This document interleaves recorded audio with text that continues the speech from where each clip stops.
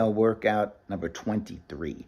So remember in the last one we did the jazz blues. We tried to take the scale through the entire 12 chords, right?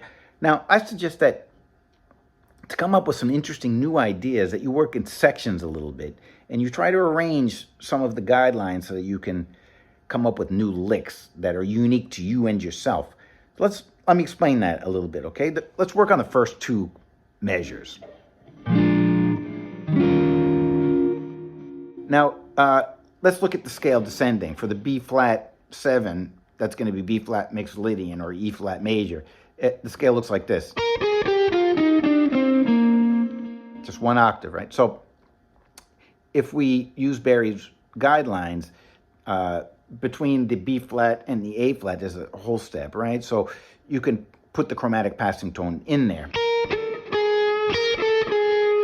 But between A flat and G, it's only a half step. So by his original guideline,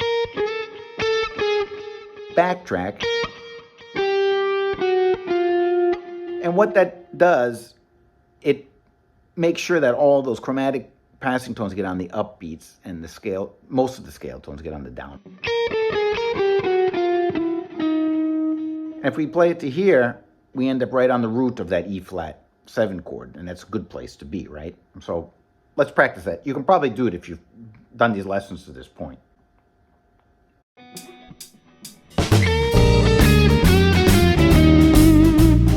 Right? Easy enough, right?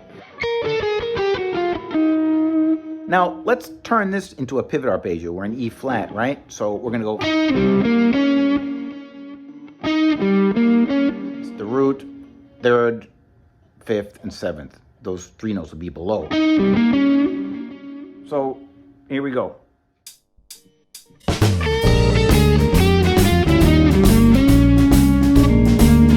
Right, and that's fine. This is pretty much normal sort of jazz vocabulary, right? So you can certainly just do this. But let's see if we can come up with new and interesting ideas that are unique.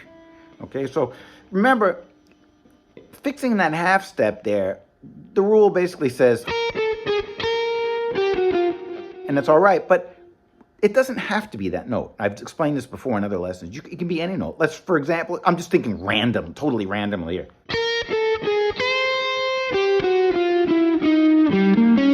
Well, why not? That sounds great. Let's try it.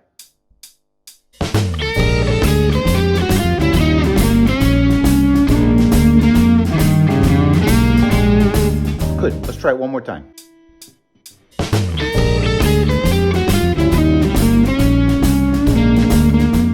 That's great. Sounds good. Let's find another one. How about we go...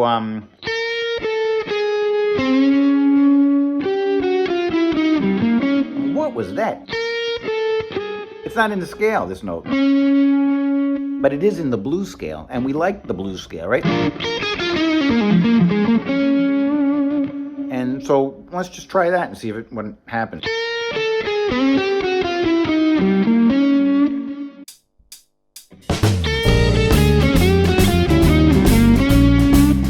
So what if we went to the C? Now that's the same thing we did before.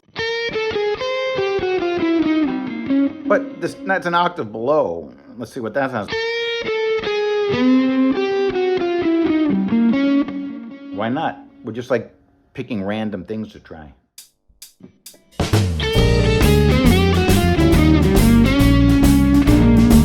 It sounds good. So let's come up with like another one. One thing I noticed that sometimes I don't even do anything.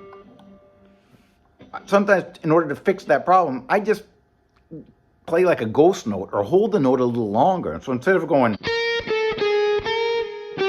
I might go.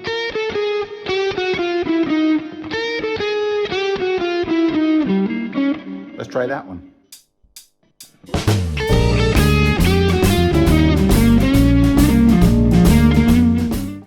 All right, let's try one more thing. Let's start from this note, right? This is the 9th, right? So we're going to go like this. We got this exact same half step to fix. How we fixed it? By Barry's original rule, we go back a note. That would be 1. So now we're on the E flat chord. So now in this case, for example, we know that we can use the four good arpeggios are E flat 7, G minor 7 flat 5, B flat minor 7, and D flat major 7. These are all great arpeggios for this E flat 7 chord, right? So in that case, look, that's the top of the G minor 7 flat 5 arpeggio. So what if we just descend from that note down that G minor 7 flat 5 arpeggio? So like this.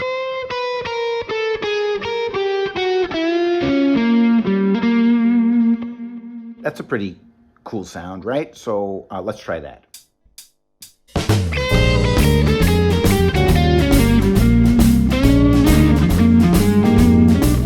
One more time.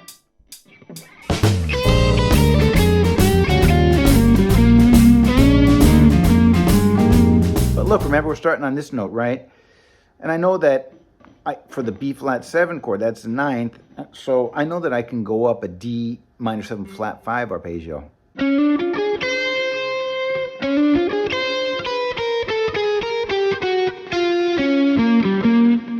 Okay, let's try that. That's kind of new and interesting, right?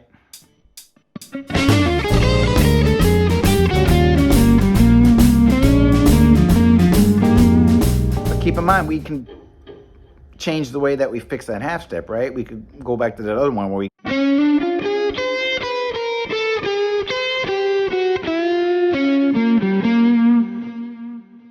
Right, so let's try that one.